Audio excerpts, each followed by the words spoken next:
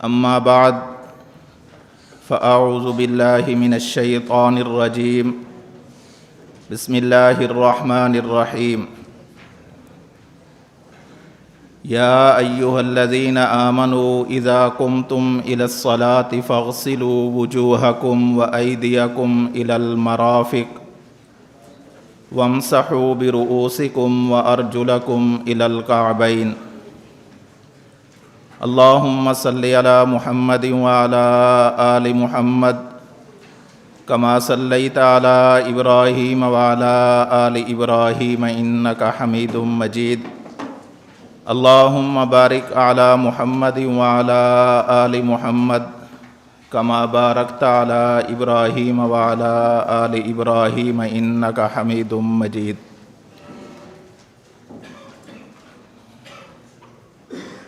اللہ رب العزت نے انسان کو اپنی عبادت کے لیے پیدا کیا ہے، لیکن عبادت کیسے کرنی ہے اس کا طریقہ بھی خود اللہ رب العزت نے ارشاد فرمایا ہے۔ آپ نے دیکھا ہوگا جب کوئی شخص کسی سے ملنے جائے تو نہا دھو کر جاتا ہے، صاف ستھرا لباس پہن کر جاتا ہے، میسر ہو تو خوشبو وغیرہ لگا کر جاتا ہے کہ کسی بڑے سے ملنے جا رہا ہوں۔ اللہ رب العزت کا دربار سب سے بڑا ہے، وہ شاہوں کے شاہ ہیں، احکم الحاکمین ہیں۔ جب اللہ رب العزت کے دربار میں حاضر ہونا ہو تو اللہ رب العزت آنے کا طریقہ بھی خود بتاتے ہیں کہ میرے پاس کیسے آنا ہے۔ اس لیے قرآن کریم میں اللہ رب العزت نے ارشاد فرمایا یا ایھا الذین آمنوا اذا قمتم الی الصلاۃ فاغسلوا وجوہکم، میرے پاس آ رہے ہو تو آنے سے پہلے منہ دھو لو، صاف ستھرے ہو کر آ جاؤ۔ وایدیکم الی المرافق، صرف منہ نہیں، اپنے ہاتھ بھی دھو لو، کوہنیوں سمیت دھو لو۔ وامسحوا برؤوسکم، اپنے سر کا مسح کر لو۔ وارجلکم الی الکعبین، اور ٹخنوں تک پاؤں بھی دھو لو۔ یہ میرے دربار میں آنے کا طریقہ ہے، اس طریقے کے ساتھ تم میرے دربار میں آیا کرو۔ اصل حکم یہی ہے کہ وضو کر کے انسان اللہ کی عدالت کے اندر، اللہ کے دربار کے اندر آئے۔ اگر کسی وجہ سے وضو کرنا مشکل ہو، کسی وجہ سے وضو کرنے کے اندر کوئی دشواری ہو، کوئی مرض ہو، یا کوئی ایسا مسئلہ بن جائے کہ وضو کے اسباب میسر نہ ہوں، تو پھر اللہ رب العزت کی طرف سے رخصت ہے کہ تیمم کر لیا جائے، تیمم کر کے میرے دربار کے اندر آؤ۔ وضو یہ شرط ہے کہ وضو کریں گے تب عبادت درست ہوگی، وضو کر کے نماز پڑھیں گے تب نماز قبول ہوگی۔ اگر بغیر وضو کے نماز پڑھیں اور اگر کوئی شخص بغیر وضو کے سجدہ کرنے کو جائز سمجھتا ہو تو فقہا نے لکھا ہے کہ اس کے کفر کا اندیشہ ہے کہ یہ شخص کہیں کافر نہ ہو جائے جو بغیر وضو کے سجدے کو جائز سمجھتا ہے۔ وضو کی اہمیت ہے دین اسلام میں۔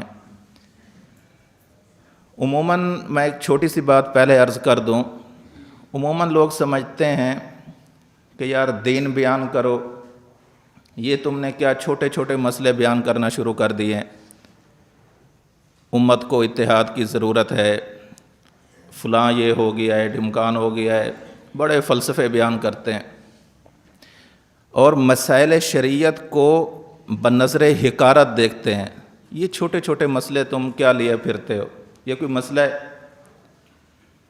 یہ چھوٹا سا مسئلہ ہے جسے اللہ رب العزت نے قرآن کریم میں جگہ دی ہے اور پورے ترتیب کے ساتھ ذکر فرمایا ہے۔ یا ایھا الذین آمنوا، اہل ایمان کو خطاب کر کے کہا جا رہا ہے کہ تم نے کیا کرنا ہے، اذا قمتم الی الصلاۃ، نماز کا ارادہ کرو، نماز پڑھنے کا، تو تم نے یہ کام کرنا ہے۔ یہ چھوٹا سا مسئلہ ہے۔ اللہ رب العزت جس مسئلے کو اہمیت کے ساتھ قرآن کریم میں ذکر فرمائے، بھلا وہ چھوٹا ہو سکتا ہے؟ ہمیں ایک مرض لاحق ہو گیا ہے ہمارے معاشرے کو، ایک فیشن بن چکا ہے۔ فیشن یہ ہے کہ بڑے بڑے فلسفے بیان کرو اور دین کی جو بنیادی باتیں ہیں انہیں نظر انداز کر دو۔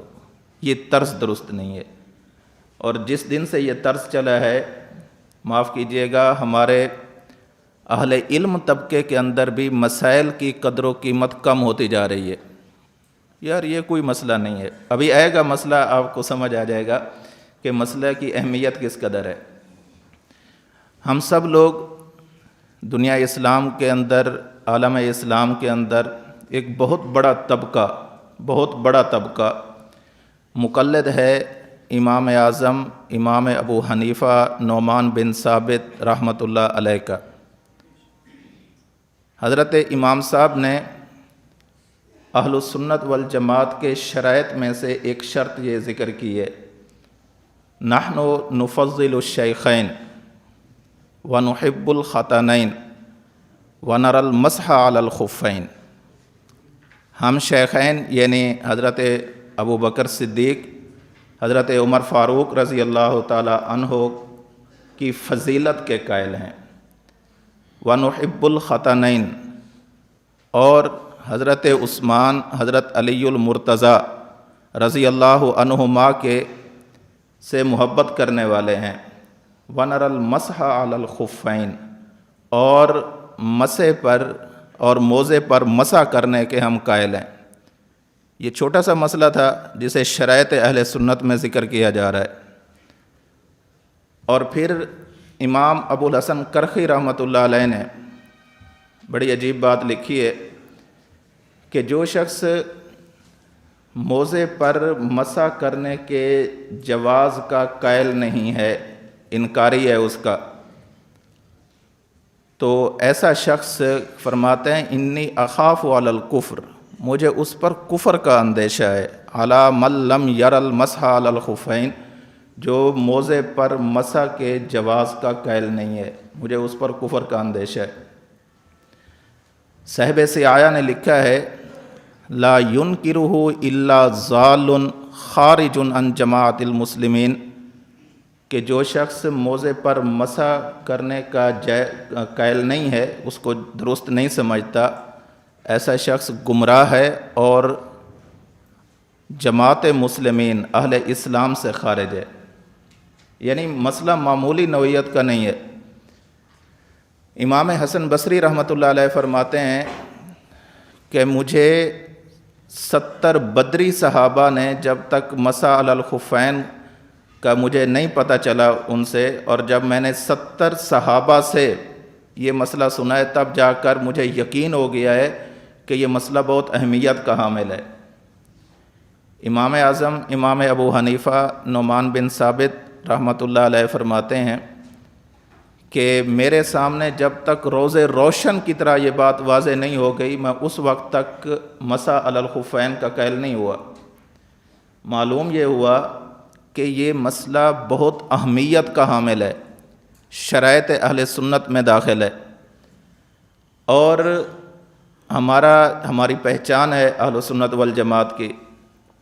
ایک بہت بڑا ہمارے ملک کا طبقہ ایسا ہے کہ جو اس چیز کا قائل نہیں ہے، مسح علی الخفین کا۔ وہ کہتے ہیں نہیں، مسح کرنا ہی نہیں چاہیے، خفین پر مسح نہیں کرنا چاہیے، بلکہ پاؤں پر مسح کرنا چاہیے۔ آپ اہل علم ہیں، میں اس طرف نہیں جاتا، وہ بہت تفصیلی بحث ہے۔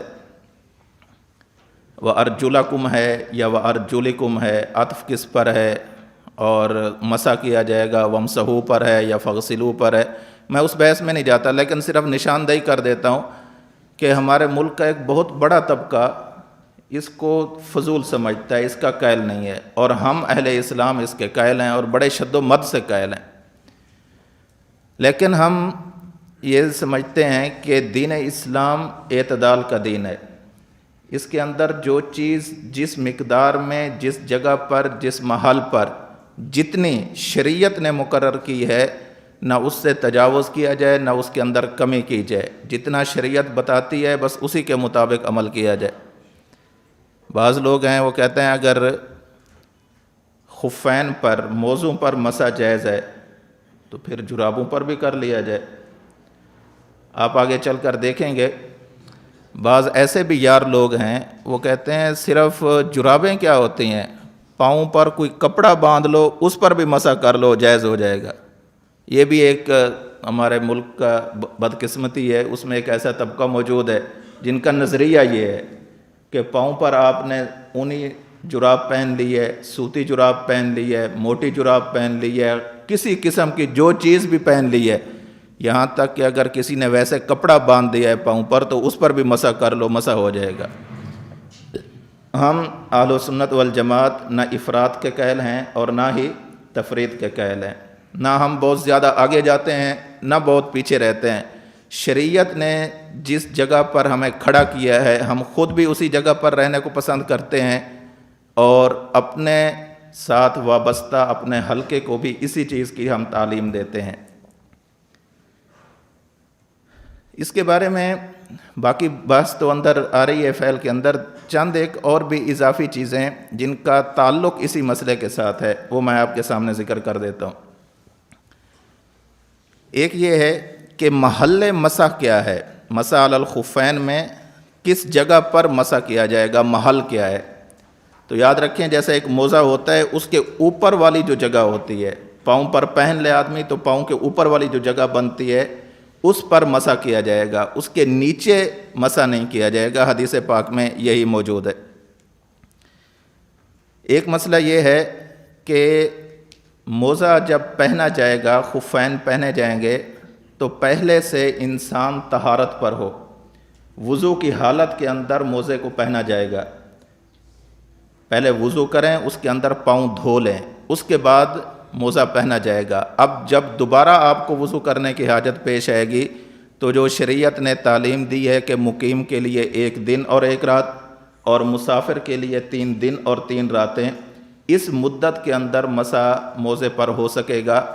اگر کسی شخص نے پہلے سے اس کا وضو نہیں تھا ویسے موزے پہن لیے اور پھر اس پر مسح کرتا رہا تو مسح نہیں ہوگا، وضو نہیں ہوگا، نماز بھی نہیں ہوگی۔ حالت طہارت کے اندر موزے کو پہنا جائے گا۔ اور مقدار مسح کیا ہے؟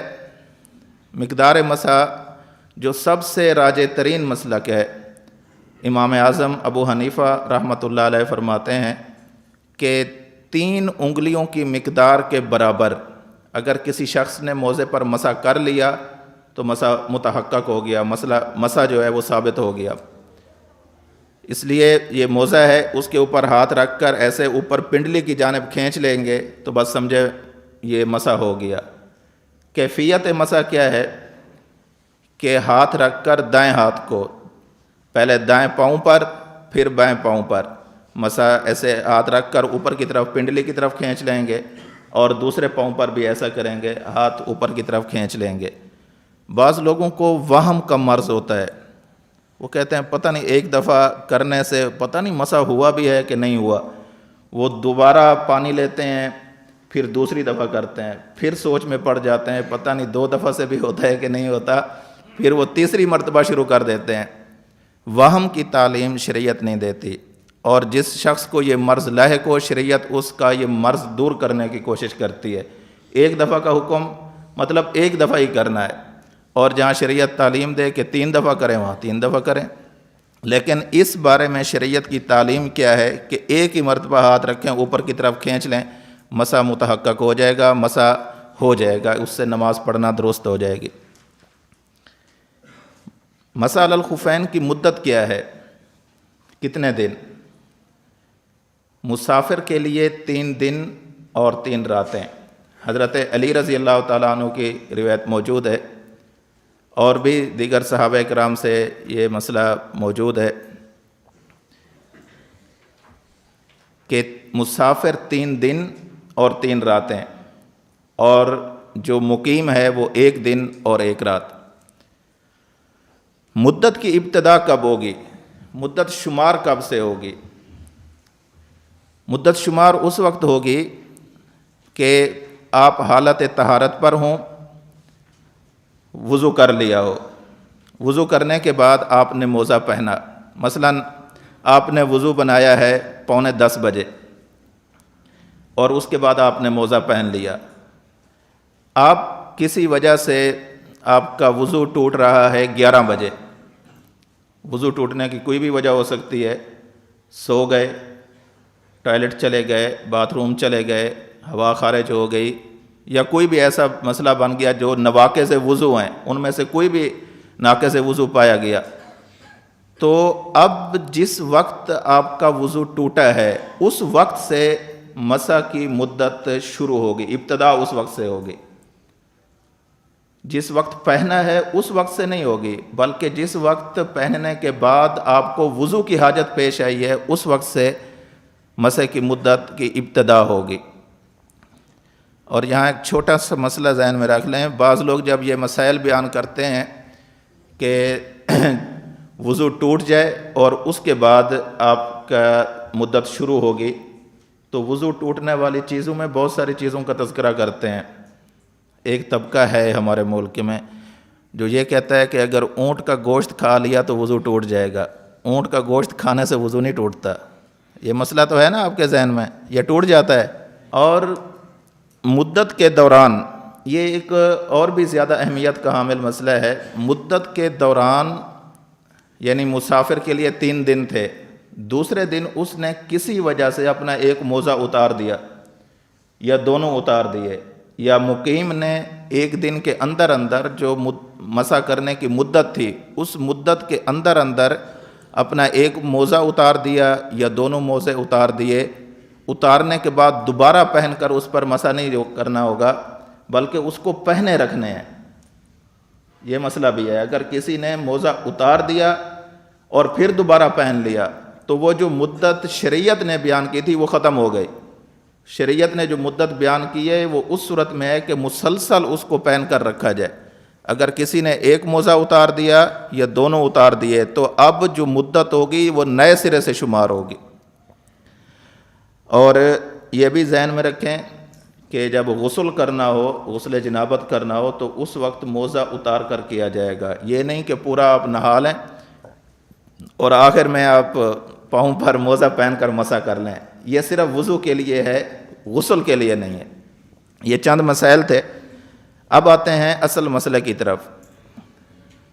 مسح علی الخفین، بنیادی طور پر چونکہ وقت بہت مختصر سا ہے، بنیادی طور پر آپ اپنے دماغوں کو ذرا وسیع کر کے بیٹھیں۔ خلاصتاً بتا رہا ہوں کہ بنیادی طور پر جو ہمارا مسئلہ ہے، 2 طرح کے طبقہ فکر سے ہمارا اختلاف ہے۔ ایک وہ جو اس کی حجیت کے، سنیت کے قائل ہی نہیں ہے، اس کے جواز کے قائل نہیں ہے، روافض، وہ کہتے ہیں کہ موزوں پر مسح نہیں کیا جائے گا، پاؤں پر مسح کیا جائے گا، وہ سرے سے قائل ہی نہیں ہے۔ اور دوسرا طبقہ فکر وہ ہے، وہ کہتے ہیں موزہ تو موزہ ہوتا ہے نا، جرابیں بھی پہن لو، اونی پہن لو، سوتی پہن لو، سردیوں کا موسم ہے، سفر کی حالت کے اندر ہیں اور بس جلدی ہے، تو جیسے موزوں پر مسح ہو جاتا ہے ایسے جرابوں پر بھی ہو جاتا ہے۔ ایک سرے سے قائل نہیں ہے اور دوسرے جب قائل ہوئے ہیں تو وہ بہت آگے چلے گئے ہیں۔ روافض کا نظریہ یہ ہے کہ خفین پر مسح نہیں کیا جاتا، موزوں پر مسح نہیں کیا جاتا۔ اس کے بارے میں یہاں پر چند احادیث لکھی ہیں، وہ احادیث آپ دیکھ لیں۔ اور اصل یہ تھا کہ کلام اللہ کے اندر حکم ہے کہ پاؤں کو دھوو، اسے دھونا چاہیے۔ اصل تو یہی تھا کہ ہمیشہ وضو کے اندر اس کو دھونا ہی چاہیے تھا، اس پر موزہ پہن کر مسح کرنا درست نہ ہوتا۔ لیکن احادیث متواترہ میں مسح علی الخفین کا اس بات اس قدر آیا ہے کہ احادیث متواتر درجے کی حد تک پہنچ گئے ہیں، تواتر کے ساتھ آ گئی ہیں۔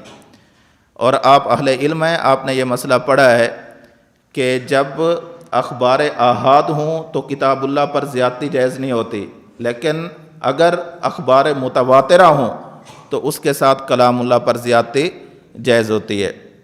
اللہ کے نبی صلی اللہ علیہ وسلم کا اپنا عمل اور صحابہ کا عمل، پوری امت کا تعامل اور توارث، یہ ساری چیزیں اس بات کی متقاضی ہیں کہ موزے پر مسح کیا جائے۔ اس لیے ہم یہ کہتے ہیں کہ قرآن کریم میں اگرچہ یہ حکم ہے کہ پاؤں دھویا جائے، لیکن اللہ کے نبی کا اپنا عمل جو شارع ہیں شریعت کے، ان کا اپنا عمل یہ ہے کہ انہوں نے اس حکم کے باوجود انہوں نے موزہ پہنا اور موزہ پہن کر اس کے اوپر مسح کیا، تو یہ ہمارے لیے اس کی گنجائش ہے، ہم یہ کر سکتے ہیں۔ اور جو شخص اتنی بڑی حقیقت کا انکار کرے وہ اسلام کی بنیادی تعلیمات سے ناواقف ہے، وہ شریعت کی بنیادی معلومات سے اور بنیادی تعلیمات سے ناواقف ہے۔ اللہ کے رسول صلی اللہ علیہ وسلم کا اپنا عمل، اور اللہ کے رسول نے حکم دیا کہ آپ موضوع پر مسح کیا کریں، یہ حکم بھی ہے، اللہ کے نبی کا عمل بھی ہے، صحابہ کا عمل بھی ہے، اور صحابہ کی تعلیمات بھی ہیں، اللہ کے نبی کی تعلیمات بھی ہیں۔ لہٰذا اس پر عمل کرنا عین شریعت پر عمل کرنا ہے۔ یہاں پر احادیث موجود ہیں حضرت مغیرہ بن شعبہ رضی اللہ تعالی عنہ سے، وہ فرماتے ہیں کہ رسول اکرم صلی اللہ علیہ وسلم قضائے حاجت کے لیے تشریف لے گئے، میں بھی پانی سے بھرا ہوا برتن لے کر آپ کے پیچھے گیا، جب آپ اپنی حاجت سے فارغ ہوئے تو میں نے آپ کو پانی پیش کیا، فتوضأ ومسح علی الخفین، اللہ کے نبی صلی اللہ علیہ وسلم نے وضو فرمایا اور وضو کے ساتھ ساتھ پاؤں دھوئے نہیں ہیں بلکہ پاؤں کے اوپر موزے پہنے ہوئے تھے، ان پر کیا کیا؟ مسح کیا۔ صحیح بخاری باب المسح علی الخفین میں یہ روایت موجود ہے، صحیح مسلم میں بھی روایت موجود ہے۔ اسی طرح صحیح مسلم میں حضرت مغیرہ رضی اللہ تعالیٰ عنہ کی ایک اور روایت بھی موجود ہے۔ حضرت اسامہ بن زید کی روایت سنن نسائی میں موجود ہے، اور سنن نسائی میں حضرت سعد بن ابی وقاص کی روایت موجود ہے۔ تمام کا حاصل یہ ہے کہ اللہ کے نبی صلی اللہ علیہ وسلم نے موضوع پر مسح کیا۔ یہ سب کا خلاصہ ہے، آپ دیکھ لیں گے مزید۔ اسی طرح ائمہ کرام حضرت حسن بصری، حضرت امام اعظم ابو حنیفہ اور دیگر امت کے جلیل القدر اولیاء کرام، فقہاء اعظام، ان سب نے اس بات کو سندن رسول پاک صلی اللہ علیہ وسلم سے نقل کیا ہے کہ یہ اللہ کے رسول کا اپنا عمل ہے اور صحابہ کو بھی اس کی تعلیم دی ہے۔ تو لہٰذا یہ مسئلہ شریعت کا مسئلہ ہے، یہ ایسے نہیں ہے کہ کسی کے کہنے سے کوئی اس طرح کا بن گیا ہو، بلکہ یہ شریعت کا مسئلہ ہے، اس پر عمل کرنا عین شریعت پر عمل کرنا ہوتا ہے۔ حافظ ابن حجر عسقلانی نے بھی یہ تعداد ذکر کی ہے۔ سب کا خلاصہ یہ ہے کہ اگرچہ قرآن کریم میں حکم یہی ہے کہ پاؤں کو دھویا جائے، لیکن اخبار متواترہ موجود ہیں جن میں یہ بات ذکر کی گئی ہے کہ اللہ کے رسول صلی اللہ علیہ وسلم نے وضو کرتے وقت پاؤں کے اوپر جو موزے پہنے ہوئے تھے ان پر مسح کیا تھا، لہٰذا مسح کرنا یہ جائز ہے، درست ہے۔ اگر کوئی مسح کر کے نماز پڑھ لیتا ہے تو نماز ہو جاتی ہے۔ اب یہ بات سمجھیں کہ پاؤں پر جو چیز پہنی جاتی ہے، پاؤں پر جو چیز پہنی جاتی ہے جوتی کے علاوہ، وہ تین طرح کی ہے۔ ایک کو خفین کہتے ہیں، دوسرا سخینین، نمبر 3 رقیقین۔ خف یہ جیسے یہ اتنی بڑی حقیقت ہے کہ ہر شخص نے دیکھا ہوا ہے موزہ، کوئی ایسی بات نہیں ہے کہ اس کے اب سمجھاؤں کہ وہ کیسا ہوتا ہے، سب نے دیکھا ہوا ہے، اکثر سردیوں میں استعمال بھی کرتے ہیں۔ سخینین جرابوں کو کہتے ہیں، اتنی موٹی جرابیں ہوں، اتنی موٹی جرابیں کہ اگر ان پر پانی جائے تو پانی نیچے پاؤں کو نہ لگے، بس یہ سخینین ہے، اتنی موٹی وہ جو جرابیں ہیں وہ اتنی موٹی ہوں۔ رقیقین کہتے ہیں باریک کو، باریک جرابیں ہوں، اونی، سوتی، جو آج کل مروجہ چل رہی ہیں ہمارے معاشرے میں۔ اور بدقسمتی کیا ہے، جو جب آئے گا نقطہ اختلاف اس میں یہ بات ہوگی کہ خفین پر مسح کرنا درست ہے، خفین کے بعد سخینین پر بھی درست ہے، لیکن یہ جو رقیقین ہیں ان پر مسح کرنا درست نہیں ہے۔ اور آج کل ہمارے معاشرے کا مسئلہ کیا بنا ہوا ہے، المیہ کیا ہے؟ المیہ یہ ہے کہ لوگ انہی رقیقین پر جن پر شریعت روک رہی ہے کہ ان پر مسح کرنے سے وضو نہیں ہوتا، نماز نہیں ہوگی، لوگ اسی کا شکار ہو کر اسی پر مسح کر لیتے ہیں اور مسح کرنے کے بعد نمازیں بھی پڑھتے رہتے ہیں۔ یہ عمل درست نہیں ہے، شریعت کی تعلیمات سے ہٹ کر ہے۔ ایسا شخص کہ جو جرابوں پر، اونی سوتی جرابوں پر مسح کر کے نماز پڑھا رہا ہو، اس کی نماز اپنی بھی نہیں ہوتی، پچھلوں کی کیا خاک ہونی ہے۔ اس لیے اس مسئلے کو اپنی عوام کو سمجھانے کی بھی ضرورت ہے۔ جہاں ہم وضو کرتے ہوئے باقی اعضاء دھو لیتے ہیں تو جرابیں اتار کر پاؤں بھی دھو لینے چاہیے، کتنا اس میں وقت لگتا ہے، لیکن لوگ اس میں ذرا سستی کرتے ہیں۔ سستی کا نتیجہ یہ ہوتا ہے کہ وقتی طور پر وہ یہ سمجھ رہے ہوتے ہیں کہ ہم نے وضو کر لیا، وضو ہمارا درست ہو گیا اور ہم نے نماز بھی پڑھ لی، نماز بھی ادا ہو گئی، لیکن حقیقت یہ ہے کہ وضو بھی نہیں ہوتا اور نماز بھی نہیں ہوتی۔ سخینین کی جو شرطیں ہیں وہ یہ ہیں کہ پنڈلی پر بغیر کسی چیز کے باندھے کے قائم رہ سکے۔ پنڈلی پر جب اس کے ہم اوپر لیں، جیسے جراب ہوتی ہے، جب اوپر لیں گے تو وہ کسی چیز کے ساتھ، کسی لاسٹک کے ساتھ، ربڑ کے ساتھ، کسی چیز کے ساتھ اس کو مزید پنڈلی کے ساتھ باندھا نہ جائے، بلکہ وہ خود اپنی موٹاپے پن کی وجہ سے، ضخامت کی وجہ سے وہ اس ہماری پنڈلی کے ساتھ چمٹ جائے، پنڈلی کے ساتھ چمٹ جائے، اور ہو بھی اتنی موٹی ہوں کہ ان کے ساتھ انسان چل بھی سکے 3 میل تک اور وہ پھٹے نہ، اور اس کے بعد وہ کسی چیز کے ساتھ باندھے بھی نہ جائیں، اور پانی بھی وہ نیچے پاؤں تک نہ پہنچنے دے، یہ نہ ہو کہ پانی رس کر پاؤں تک پہنچ جائے۔ ایسی صورت کے اندر وہ موٹی جراب شمار نہیں ہوگی، بلکہ وہ باریک جراب ہی شمار ہوگی جس پر مسح کرنا درست نہیں ہوتا۔ رقیق اسے کہتے ہیں جس کے اندر سخینین کی کوئی شرط نہ پائی جائے، وہ رقیق ہے۔ ایک فائدہ اور دیکھ لیں کہ کپڑے کی جرابوں پر بعض لوگ چمڑا چڑھا لیتے ہیں، کپڑے کی جراب ہوگی اس پر بعض لوگ چمڑا چڑھا لیتے ہیں، کبھی چمڑا چڑھاتے ہیں صرف تلوے کی جانب، اور کبھی چڑھاتے ہیں نیچے بھی ہوتا ہے اوپر بھی ہوتا ہے، اور جہاں جہاں تک وہ جراب ہے وہاں تک وہ اوپر سارا چمڑا چڑھا لیتے ہیں۔ ایسی جراب کہ جس کر اوپر نیچے دونوں طرف چمڑا چڑھا دیا جائے اسے مجلد کہتے ہیں، اور ایسی جراب جس کے صرف نیچے چمڑا چڑھا دیا جائے اسے منعل کہتے ہیں۔ اب اس کی جب آپ صورتیں بنائیں گے تو کل 6 صورتیں بن جائے گی۔ سخینین سادہ، موٹی جرابیں ہیں، سادہ ہے، اوپر نیچے کچھ نہیں چڑھا ہوا، نہ اوپر چمڑا ہے نہ نیچے چمڑا ہے، سخینین ہے، موٹی ہیں۔ سخینین مجلد کہ اوپر بھی ہے نیچے بھی ہے، اور سخینین منعل یعنی صرف نیچے کی جانب انہوں نے اس کے اوپر چمڑا چڑھا دیا ہے۔ اور جو باریک جرابیں ہیں سادہ، انہیں کہتے ہیں رقیق سادہ، اور اگر وہ ایسی جراب ہو تو باریک لیکن اس کے اوپر بھی، اوپر والے حصے پر بھی اور نیچے والے حصے پر بھی اگر چمڑا چڑھا دیا جائے اسے کہتے ہیں رقیق مجلد، اور اگر صرف نیچے والے حصے پر چمڑا چڑھا دیا جائے تو اسے کہتے ہیں رقیق منعل۔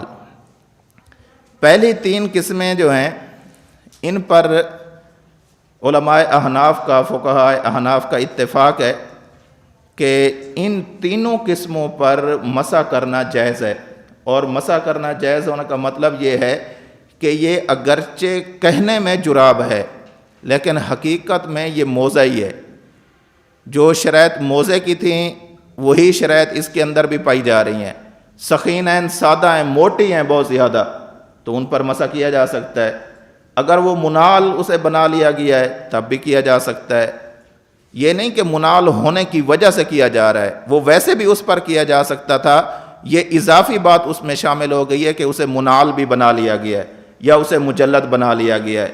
اصل میں سادہ سخینین موٹی جرابوں پر مسح ہو جاتا ہے، اگرچہ اس کے نیچے چمڑا چڑھایا جائے یا اوپر یا نیچے چمڑا نہ بھی چڑھایا جائے تب ہر حالت کے اندر ہو جائے گی۔ لیکن اگر کوئی شخص موٹی جراب پہن کر نیچے چمڑا چڑھا لیتا ہے یا موٹی جراب پہن کر اوپر بھی چمڑا چڑھا لیتا ہے تو اس کی ان 3 صورتوں میں سے کوئی ایک صورت بن جائے گی اور ان تینوں صورتوں کے اندر مسح کرنا درست ہوگا۔ جو دوسری 3 قسمیں ہیں، رقیق سادہ، باریک اونی جرابیں، سوتی جرابیں، ان پر مسح کرنا بالاتفاق ناجائز ہے، ان پر مسح نہیں کیا جا سکتا۔ اور ہمارا جو محل نزاع مسئلہ ہے وہ یہی ہے کہ جو رقیق سادہ جرابیں ہیں، پتلی جرابیں ہیں، اونی جرابیں ہیں، سوتی جرابیں ہیں، ان پر مسح کرنا چاہیے یا نہیں کرنا چاہیے۔ ہمارا اہل سنت والجماعت احناف کا یہ مسلک ہے کہ اس پر مسح کرنا درست نہیں ہے۔ ہاں اگر رقیق ہے، پتلی جراب ہے، اونی جراب ہے، سوتی جراب ہے، اس کو مجلد کر لیا گیا ہے، اوپر بھی چمڑا ہے اور نیچے کی جانب بھی چمڑا ہے، ایسی صورت کے اندر اس پر مسح کرنا درست ہوگا۔ علماء احناف کے ہاں اس پر مسح کرنا ایسے ہی ہے جیسے موزے پر مسح کرنا، کیونکہ اوپر نیچے جب چمڑا آ گیا ہے تو اس پر مسح کرنا درست ہوگا۔ ایک جو چھٹی صورت رہ جاتی ہے کہ سادہ اونی سوتی باریک جو ہماری مروجہ جرابیں چل رہی ہیں، یہ جرابوں اور اس کے صرف نیچے پاؤں کے تلوے کی جانب چمڑا لگا دیا جائے تو آیا اس پر مسح کرنا درست ہوگا یا نہیں ہوگا؟ راجح ترین بات یہ ہے کہ اس پر مسح کرنا درست نہیں ہوگا، یہی بات آ رہی ہے۔ باقی اس کے اندر اختلاف لکھا ہے، لیکن آخر میں امام صاحب رحمۃ اللہ علیہ کا اس سے رجوع بھی لکھا ہے۔ چوتھی بات سمجھیں جی،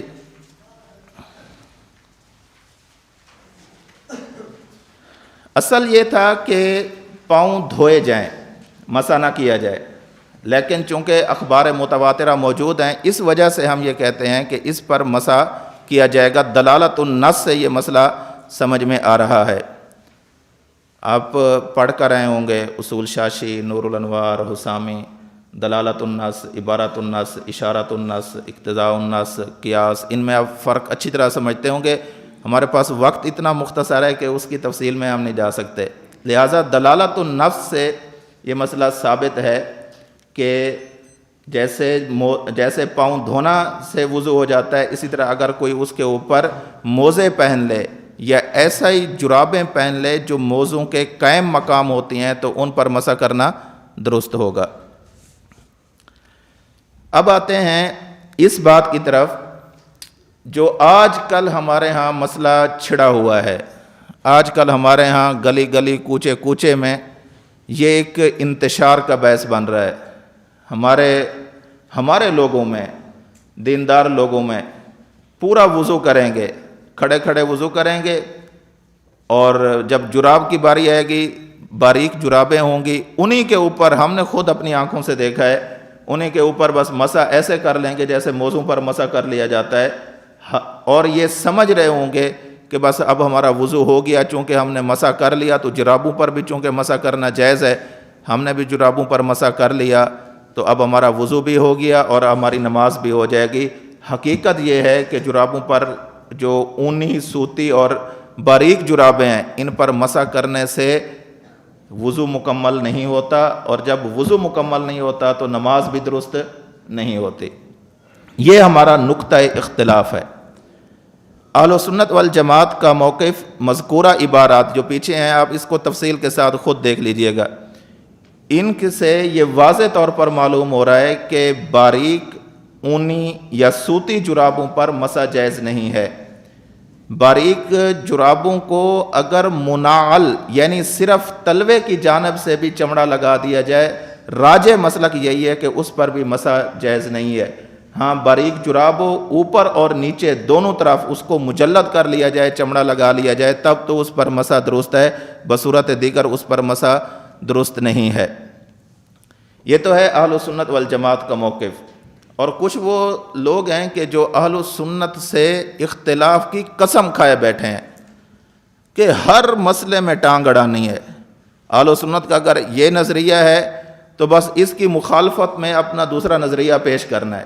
بعض لوگوں کو ایک عادت ہوتی ہے، چسکا ہوتا ہے، چسکا، یہ انہی چسکے میں سے ایک بات ہے۔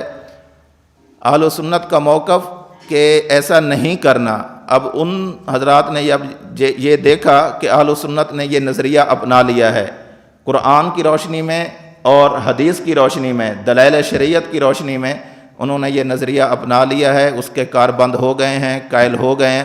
تو یہ طبقہ کھڑا ہوا، انہوں نے کہا کہ کوئی ایسی بات نہیں، جرابوں پر بھی اونی جرابیں ہوں، سوتی جرابیں ہوں، باریک جرابیں ہوں، جیسی بھی جرابیں ہوں، ان پر مسح کرنا درست ہوگا۔ اور خیر سے یہ لوگ خود کو اہل حدیث کہتے ہیں، لیکن حدیث کی فہم سے ناواقف لوگ ہیں، صحابہ کرام کے معمولات سے ناواقف لوگ ہیں، صحابہ کرام کے مزاج سے اور ان کے صحابہ کرام کی جو تعلیمات ہیں ان سے ناواقف لوگ ہیں۔ دیکھیں جی، ان کے مذہب کے چند لوگوں کے نام لکھے ہیں، سب کا خلاصہ یہ ہے، ان کے ہاں سب کا خلاصہ عرض کر رہا ہوں، ان کے ہاں اونی جراب ہو، اون سے بنی ہوئی، سوتی جراب ہو، باریک جراب ہو، موٹی جراب ہو، جیسی بھی جراب ہو، بس پاؤں پر پہنی جاتی ہو تو اس پر مسح کرنا درست ہوتا ہے۔ یہ نمبر 3 پر دیکھیے، یہاں پر لکھا ہے، عبد الرحمن عزیز صاحب لکھتے ہیں صحیح نماز نبوی میں، کہتے ہیں جورب پاؤں پر چڑھانے والے لباس کو کہتے ہیں، وہ خواہ چمڑے کا ہو، سوت کا ہو یا اون کا، لہٰذا ان سب پر مسح ہو سکتا ہے۔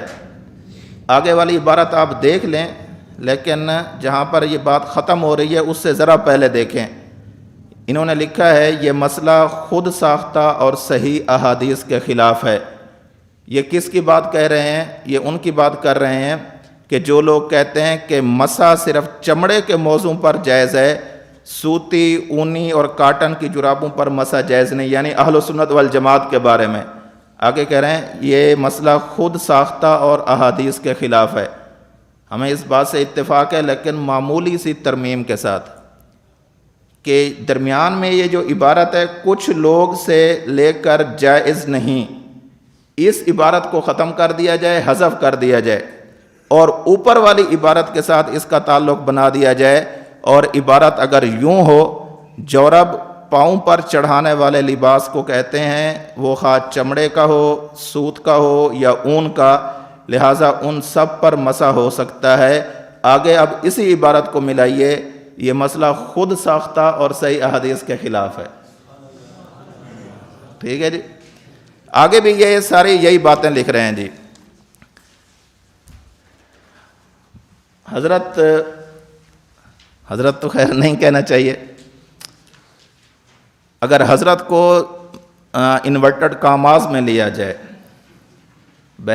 اور بین القوسین لیا جائے حضرت، اور کہنے میں بھی تھوڑا سا تکلف کیا جائے حضرت، تو پھر اس حضرت کے مطابق حضرت ابو الاعلیٰ مودودی صاحب کا نظریہ بھی آپ کے سامنے آ رہا ہے۔ وہ کہتے ہیں کہ جرابوں پر مسح کرنے کے بارے میں انہوں نے بہت تفصیلی کلام کیا ہے۔ انہیں اسکاٹ لینڈ سے ایک خط آیا کہ میں فلاں جگہ پر رہتا ہوں، سردی بہت زیادہ ہوتی ہے، میرے لیے کیا حکم ہے، جرابوں پر ہی مسح کر لوں یا پھر یہ ہے کہ جرابیں اتاروں اور پھر میں پاؤں دھو لوں؟ اللہ کے بندے، انہیں لکھنا تو یہ چاہیے تھا، بھی شریعت کی تعلیم ہے، جہاں آپ ہاتھ دھو رہے ہیں آپ کو سردی نہیں لگتی، منہ دھو رہے ہیں سردی نہیں لگتی، آپ کونیوں تک بازو دھو رہے ہیں سردی نہیں لگتی، تو پاؤں بھی دھو لیں یا پانی گرم کر کے پاؤں دھو لیں، کچھ کر لیں۔ لیکن انہوں نے اب اس بندے کی اس صورتحال کو سامنے رکھتے ہوئے احکام شریعت کو بدلنے کی کوشش کی ہے، اور بڑا ایک تفصیلی جواب دیا ہے جو ان کی کتاب رسائل و مسائل میں بڑی تفصیل کے ساتھ موجود ہے۔ اس میں یہ فرماتے ہیں کہ ان مختلف روایات سے معلوم ہوتا ہے صرف جراب، ایک ایک لفظ پر ذرا غور کیجئے گا، ان مختلف روایات سے معلوم ہوتا ہے کہ صرف جراب اور صرف جوتے اور جرابیں پہنے ہوئے جوتوں پر مسح کرنا بھی اسی طرح جائز ہے جس طرح چمڑے کے موضوع پر مسح کرنا۔ ہم تو یک نہ شد دو شد، ہم تو جرابوں کے پیچھے پڑے ہوئے تھے کہ جرابوں پر بھی نہیں ہوتا۔ صاحب فرما رہے ہیں جرابوں پر بھی ہو جاتا ہے، اور اگر جوتے پہنے ہوں جوتوں پر بھی ہو جاتا ہے، اور اگر جرابیں پہن کر اوپر جوتا پہنا ہو تب بھی ہو جاتا ہے، کوئی مسئلہ نہیں۔ باقی جو فقہاء نے قیود لگائی ہیں، شرطیں لگائی ہیں، ان پر ان کا تبصرہ سنیں۔ آگے چل کر کہتے ہیں اس لیے میں یہ کہنے پر مجبور ہوں کہ فقہا کی عائد کردہ ان شرائط کا کوئی ماخذ نہیں ہے.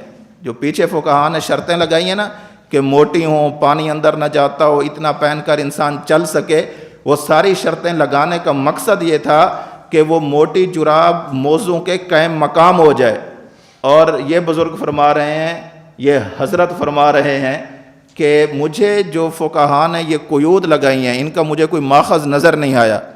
یہ فقہا کا فن ہے تو فقہا کو ہی سمجھ آ سکتا ہے. مودودی صاحب آپ اپنا کام کرتے رہتے تو اچھا تھا. آپ کو کس نے کہا کہ فقہا کی وہ علل تلاش کریں کہ فقہا کیوں یہ کہتے ہیں؟ اگر یہ خوبی آپ میں بھی ہوتی تو آپ بھی فقیہ بن جاتے. آپ فقہا کے فن کے ساتھ یوں مذاق نہ کریں. اور کہتے ہیں فقہا چونکہ شارع نہیں ہیں، یعنی نبی نہیں ہے کہ جو جن پر شریعت نازل ہوئی ہو، لہٰذا ان کی شرطوں پر اگر کوئی عمل نہ بھی کرے تو گناہ گار نہیں ہوگا. حضرت تھانوی رحمۃ اللہ علیہ نے لکھا ہے فقہا اگرچہ نبی تو نہیں ہے لیکن فقہا کی بات نبوت والی بات ہے، اور فقہا کی بات کا انکار کرنا اللہ اور اس کے رسول کی بات کا انکار کرنے کے مترادف ہے. یہ کہنا کہ چونکہ یہ اجتہادی، یہ چونکہ انہوں نے کہہ تو دیا ہے بس مجھے نہیں ملا لہذا چھوڑ دیا جائے، ایسا نہیں ہے. ہاں فقیہ کی بات سے فقیہ اختلاف کر سکتا ہے، یہ تو بات درست ہے اجتہادیات میں، لیکن یہ کہنا کہ ان کی سرے سے شریعت اسلام میں کوئی حیثیت ہی نہیں ہے، یہ بات سرے سے غلط ہے. یہ خیر مودودی صاحب کا ذوق ہے. اور آگے چل کر کہتے ہیں ہر وہ چیز جو سردی سے بچائے یا راستے کے گرد و غبار سے بچنے کے لیے یا پاؤں کے کسی زخم کی حفاظت کے لیے آدمی پہنے، اور جس کے بار بار اتارنے اور پھر پہننے میں آدمی کو زحمت ہو، اس پر مسح کیا جا سکتا ہے. آگے کے الفاظ آپ کے لیے قابل توجہ ہیں. کہہ رہے ہیں خواہ وہ اونی جراب ہو یا سوتی، چمڑے کا جوتا ہو اس پر بھی، یا کرمچ کا، یا کوئی کپڑا ہو جو پاؤں پر لپیٹ کر باندھ لیا گیا ہو. کرمچ کہتے ہیں جس کپڑے سے ٹاٹ بنتے ہیں، جس کپڑے سے ترپال بنتے ہیں اسے کرمچ بولتے ہیں.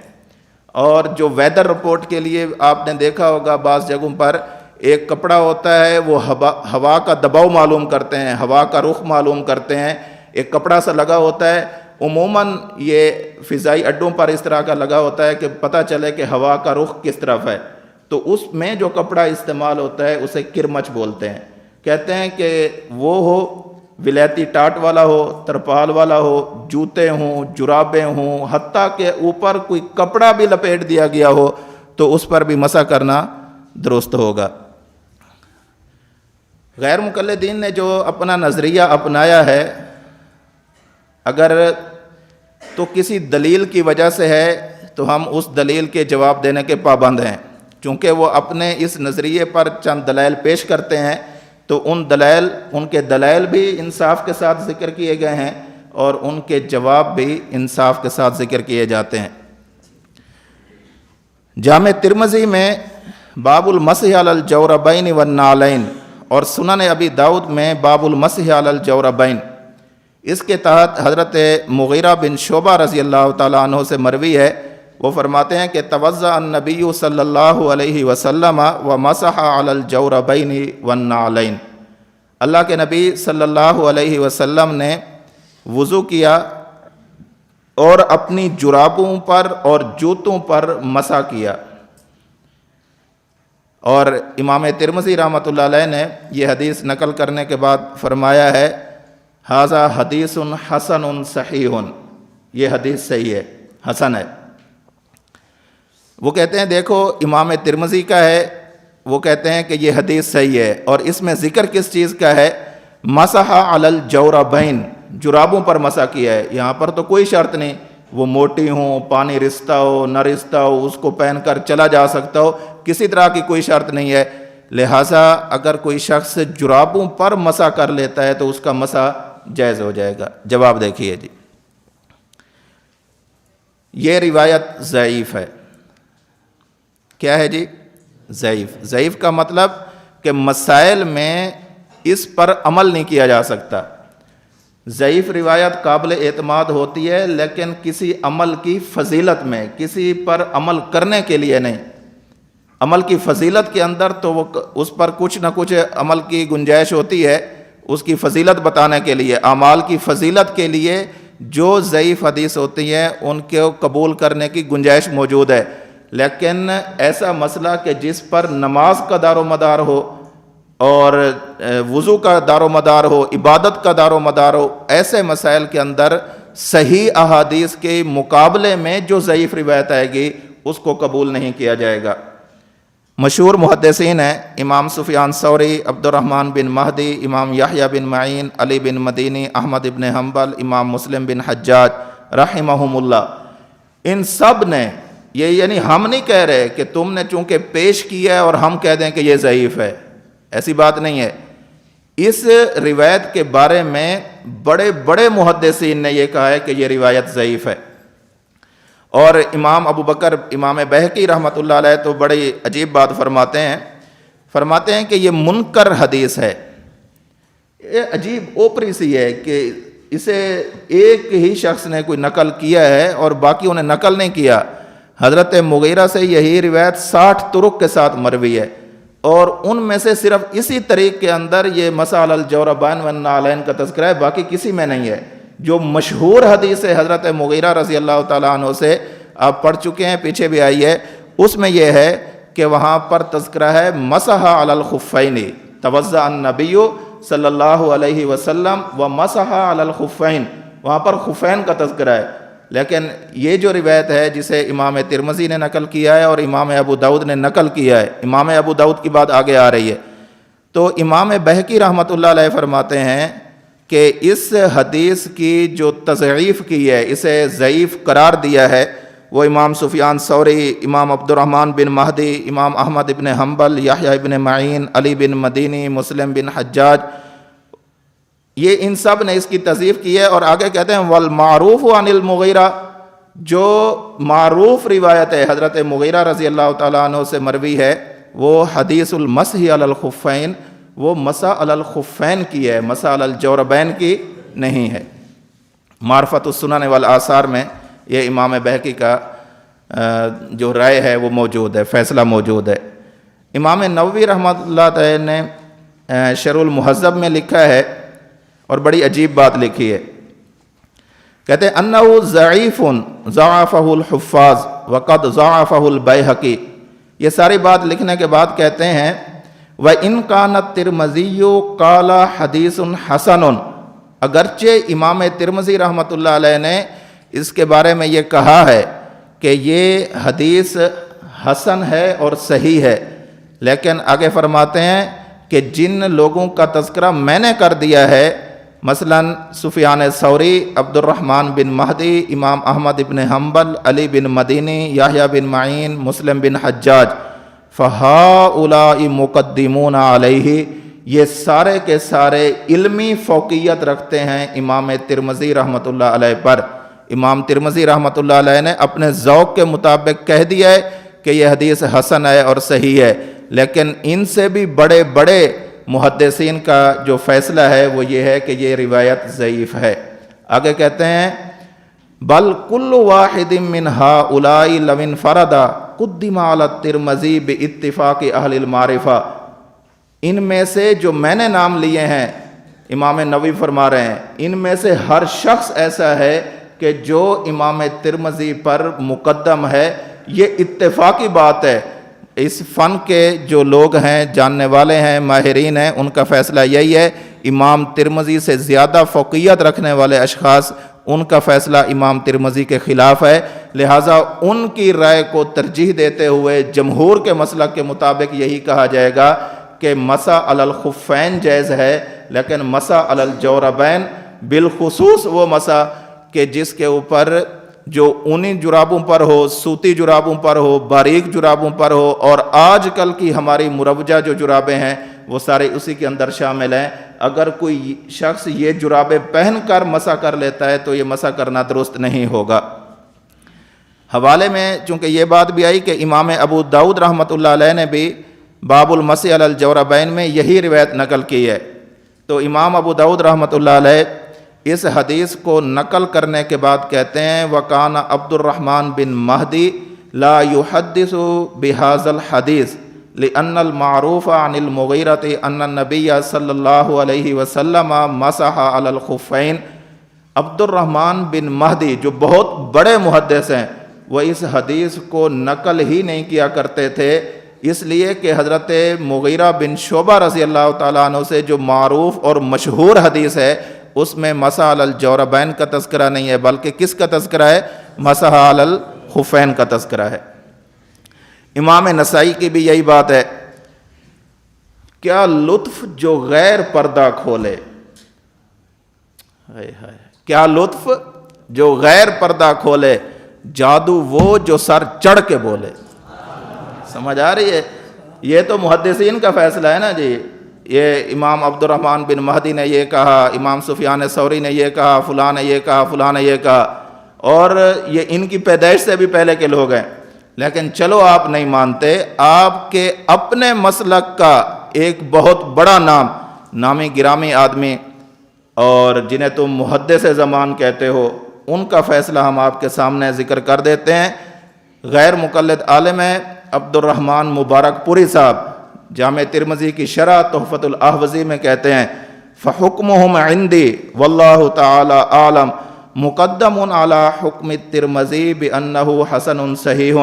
کہتے ہیں کہ میرے نزدیک ائمہ محدثین کا اس حدیث کو ضعیف قرار دینا امام ترمذی کے حسن صحیح کہنے پر بھی مقدم ہے۔ یہ ہمارا فیصلہ نہیں ہے، ہماری نہیں مانتے چلو نہ مانیں، آپ کو مسلکی تعصب ہوگا، لیکن اپنے مسلک کے جو پیشوا ہیں، بزرگ ہیں، ان کی تحقیق پر اعتماد کر لیں۔ انہوں نے بھی دل لگتی بات کی ہے، انصاف کی بات کی ہے۔ انہوں نے کہا ہے کہ میرے نزدیک تمام، اور صاحب تحفۃ الاحوذی نے بڑا تفصیلی کلام کیا ہے، خلاصہ انہوں نے یہی لکھا ہے کہ میرے نزدیک جو ائمہ محدثین کی اس کی مخالفت میں رائے موجود ہے، میرا بھی یہی ذہن ہے، اور تحقیقی بات بھی یہی ہے کہ امام ترمذی کے مقابلے میں دیگر جو محدثین کا فیصلہ ہے وہ فیصلہ زیادہ قابل حجت ہے، قابل عمل ہے۔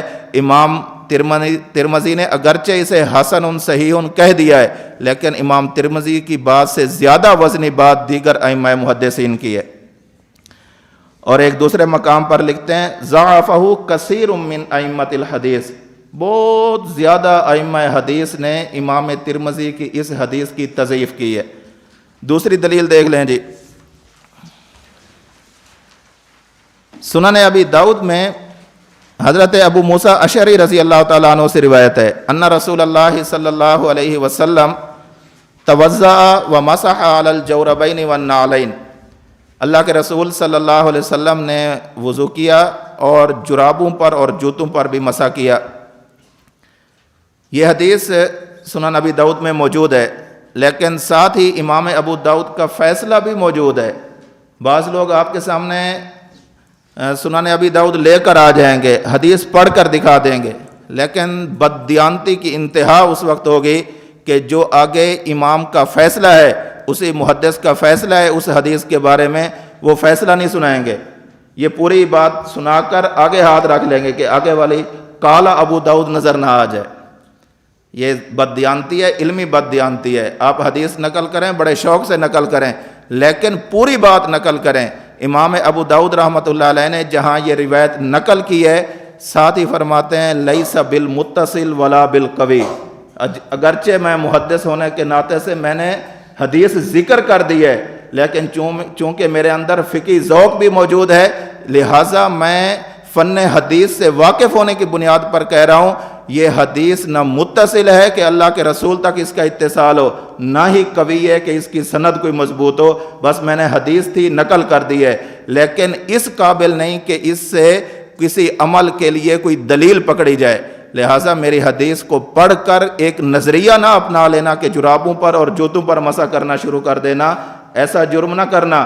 حدیث تھی میں نے نقل کر دی، لیکن ساتھ میں حکم حدیث بھی میں نے نقل کر دیا، لیس بالمتصل ولا بالقوی، یہ اللہ کے رسول تک پہنچتی بھی نہیں ہے، اور اگر پہنچ بھی جائے تو اعلیٰ درجے کی نہیں ہے، قوی نہیں ہے، کمزور ہے، ضعیف ہے حدیث۔ یہ اسے کہتے ہیں علمی دیانت۔ اور اسی حدیث کے بارے میں باقی بھی ائمہ محدثین کے بہت سارے یہاں پر اقوال لکھے ہیں، اور اس کی سند میں جو عبداللہ ہے ابو سنان عیسیٰ بن سنان، اس کی انہوں نے تضعیف کی ہے، سارے محدثین کا فیصلہ لکھا ہے۔ ہم کہتے ہیں کہ صحابہ اکرام کے بارے میں بعض جگہوں پر احادیث کی کتابوں میں یہ بات ملتی ہے کہ انہوں نے جرابوں پر مسح کیا، یہ بات ملتی ہے، لیکن ان کا جو محمل ہے وہ یہ ہے کہ وہ اتنی موٹی جرابیں تھیں کہ جن سے پانی رس کر پاؤں تک نہیں پہنچتا تھا، وہ اتنی موٹی جرابیں تھیں کہ جس کو پہن کر سفر کیا جا سکتا تھا، وہ اتنی موٹی جرابیں تھیں کہ جو موزوں کے قائم مقام تھی۔ اور یہ بات ہماری نہیں ہے، امام ابن ابی شیبہ نے بھی یہی بات نقل کی ہے، اور المغنی امام ابن قدامہ رحمۃ اللہ علیہ نے المغنی میں بھی یہی بات لکھی ہے، امام احمد بن حنبل رحمۃ اللہ علیہ کے واسطے سے وہ کہتے ہیں کہ صحابہ اکرام نے جو جرابیں پہنی ہیں وہ جرابیں ایسی ہیں کہ جو جرابیں موٹی تھیں اور موزوں کے قائم مقام تھیں، لہٰذا ان جرابوں کو سامنے رکھ کر آج کل کی مروجہ جرابوں پر مسح کرنا درست نہیں ہوگا۔ یہ ہمارا فیصلہ بھی ہے، محدثین کا فیصلہ بھی ہے، اور سب سے بڑھ کر یہ ہے کہ آپ کے آج کل کے اگر غیر مقلدین کو چھوڑ دیا جائے، غیر مقلدین کے جو اکابر اور بزرگ تھے، انہوں نے حدیث کی روشنی میں جو بات لکھی تھی وہ بات بھی وہی ہے جو ہمارے موقف کی تائید کرتی ہے۔ ہمارا موقف یہی ہے کہ اونی جرابوں پر، سوتی جرابوں پر، باریک جرابوں پر مسح نہیں کرنا چاہیے۔ آپ کے بزرگ اور بڑے پیشوا جو تھے وہ بھی ساری زندگی یہی بات کہتے رہے، آپ نے ہماری بھی مخالفت کی، اور ہماری مخالفت کی سزا آپ کو یہ ملی کہ آپ نے اپنے بزرگوں کی بھی مخالفت کر لی ہے۔ اللہ پاک آپ کو حق بات کہنے کی، سننے کی، سمجھنے کی، اور جب حق بات واضح ہو جائے تو اس پر عمل کرنے کی توفیق نصیب فرمائے۔ آخر میں یہاں پر فائدے کے عنوان سے چند غیر مقلدین علماء کے نام لکھے ہیں کہ جن کا اپنا موقف یہ ہے کہ وہ خود بھی اونی سوتی جرابوں پر مسح کے قائل نہیں ہیں۔ ان میں سے ایک نام عبد الرحمن مبارک پوری کا ہے، جنہوں نے تحفۃ الاحوزی میں یہی بات لکھی ہے۔ دوسرا نام میاں نذیر حسین دہلوی صاحب کا ہے، جنہوں نے فتاوی نظیریہ میں یہی بات لکھی ہے۔ دیکھتے جائیں جی، ایک نام مولوی ثناء اللہ امرت سری صاحب کا ہے، اور جنہوں نے فتاوی ثنائیہ میں یہی بات لکھی ہے۔ ایک غیر مقلد عالم ہیں جی ابو سعید شرف الدین دہلوی صاحب، ان کا بھی یہی موقف ہے۔ فتاوی ثنائیہ میں اور بھی ہے۔ فتاوی برکاتیہ میں مولوی ابو البرکات احمد صاحب لکھتے ہیں موضوع پر مسح کرنے والی بہت زیادہ احادیث ہیں، لیکن جرابوں پر مسح کرنے کے متعلق کوئی حدیث صحیح نہیں ہے۔ اگر آپ صفحہ نمبر 7 پر دیکھیں، جو بات انہوں نے کہی تھی کہ کچھ لوگ کہتے ہیں کہ موزوں پر مسح جائز ہے، اون، کاٹن وغیرہ کی جرابوں پر مسح کرنا جائز نہیں، یہ مسئلہ خود ساختہ اور صحیح احادیث کے خلاف ہے۔ اس کو اور اس بات کو آپس میں دیکھ لیا جائے کہ کس کی بات میں دم ہے، کس کی بات میں وزن ہے۔ خود آپ کے محققین کی رائے یہی ہے کہ اونی جرابوں پر، سوتی جرابوں پر اور آج کل کی مروجہ باریک جرابوں پر مسح کرنا درست نہیں ہے۔ لہٰذا ہماری گزارش یہی ہے، ہماری التجا یہی ہے، امت کو مزید انتشار کا شکار نہ کریں۔ جتنی شریعت کے اندر تعلیم موجود ہے اتنی ہی تعلیم انہیں دے دیں، اور از خود اس کے اندر نہ اضافہ کریں نہ ہی اس کے اندر کوئی کمی کریں۔ اللہ پاک ہمارا حامی و ناصر ہو۔ وما علینا الا البلاغ۔